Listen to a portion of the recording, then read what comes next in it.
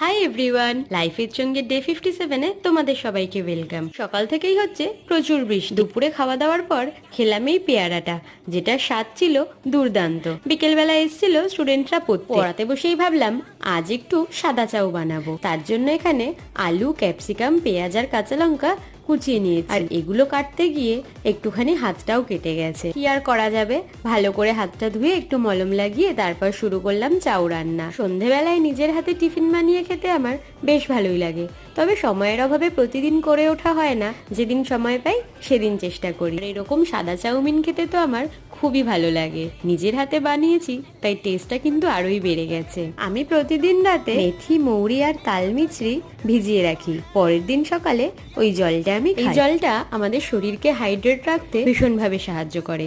আর যাদের গ্যাস অম্বলের সমস্যা আছে তাদের জন্য তো এই জলটা খুবই ভালো। আজকের মতন টাটা, দেখা হবে পরের ব্লগ।